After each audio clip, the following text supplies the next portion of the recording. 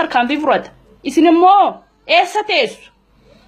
Eenyuun da'oo godhattu? Eenyu wajjin jiraattu? Biyya keessa jiraachuudhaaf deemtan hin baasu ripheen lolaa yeroo ammaa isinuma hin baasu. Badii keessan hin fedhu. Akkam badii keessan hin feene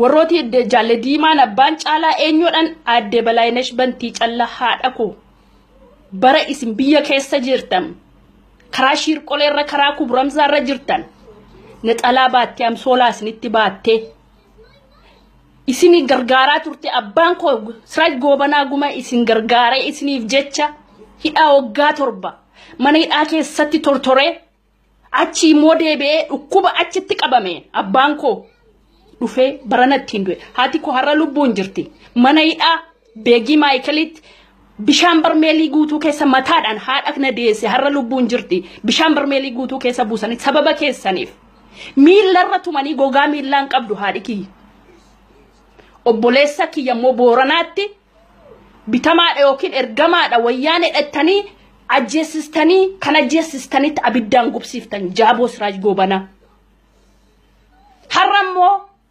Redwaani ilma Fuhaadiiti ilma eenyuuti qeerroo ettanii warri isin footoo lalaxxaftan lama mucaa wasiila kooti tokko mucaa obboleettii kooti har'a qabsoo shanee keessa kan jiru bolaa kooti jechuudha.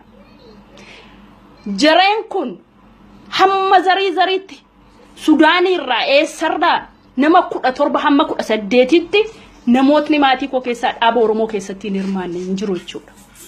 Garuu isin har'allee bor har'a Jamaal irratti iddoon mistira keessan beeku tarkaanfii fudhatan har'as hoogganaa keessan abaa'oo olaanaa biyya keessa jiru yoonni dogongora tokko dogongore tarkaanfii akkasin irratti fudhatan hin beekachuudha.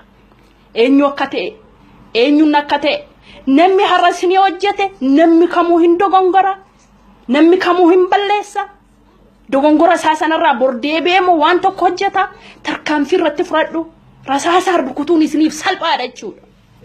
Dhabamsiisi haleellaan keessan diinatti hanga deebinetti harka dhiigaa baattanii bilisummaa uummata Oromootii ni finna jettanii yoo deemtan eessallee geessan jira. Maaliif hinaaseyan akkas gaafa namni isin ilaalee isin niisu gargaaraan keessan deggeraan keessan ati akkasin gootu enga Habtaamuu Lamuu irratti viidiyoo waraabdu.